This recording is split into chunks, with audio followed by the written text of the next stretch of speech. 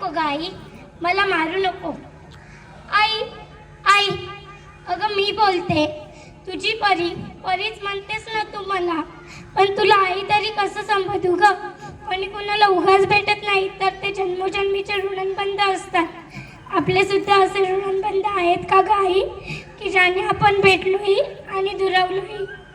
असो, कालच मी तुझं आणि बाबांचं बोलणं चोरूनच पोटात ऐकलं.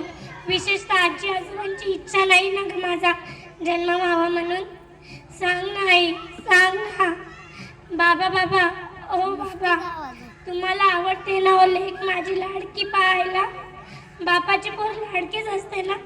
सांगा ना मग, तुम्ही आईला का दवाखान्यात घेऊन गेला होता?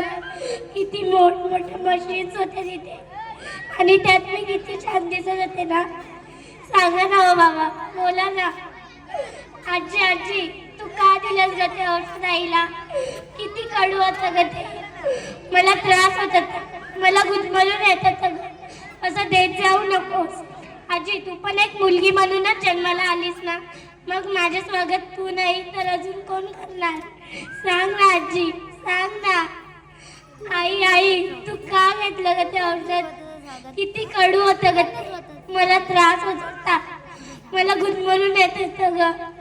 आई, तू जन्माला घालून तर बघ एकदा, तुझेच रूप तू पाहशील माझ्यात अनेकदा. मी मुलगी, बहीण, पत्नी तर कुणाची आई, मग मला गर्भातच मारण्याची काग तुला गाई? सांग ना आई, काग तुला गाई?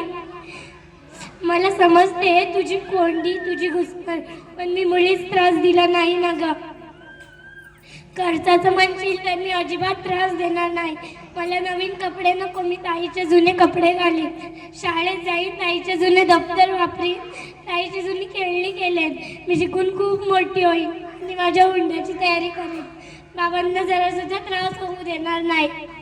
आता आई, तूच सांग मला, उद्या तू मला काढून टाकायला दवाखान्यात जाणार आहेस का? याचे दुःख मानू की तूच काही क्षण माझ्या समोर आहेस याचा आनंद मानू? सांग नाही, सांग ना. नुसल्या स्त्री म्हणून हत्या थांबून आता काय होणार? मुलींच्या रक्षणाची जबाबदारी घेणार तरी कोण? अशा वेळी मला गजर व्हावंसं वाटतं. या झोपलेल्या मनातला लढा माझ्या अस्तित्वाशी विचारायचं आहे, माझ्यातल्या अस्तित्वाला आणि रेणुकाला सुद्धा, की आजपर्यंत आपण नटलो यात आपण खरंच समाधानी आहोत का? नाही ना. चला तर मग तोडूया अन्याय, अत्याचार, अलंकार, काढून टाकूया ही मनगटे, अंगावरील साज म्हणजेच बंधनाचा साज.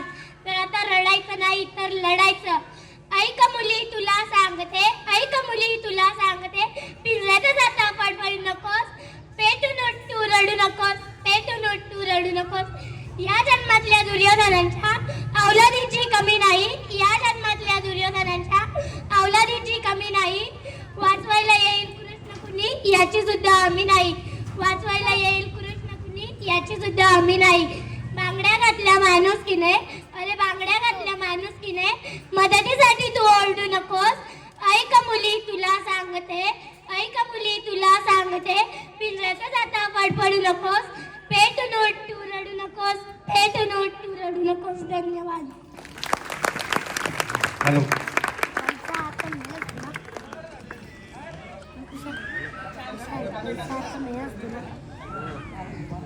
पैसा हातचा मेल असतो ना.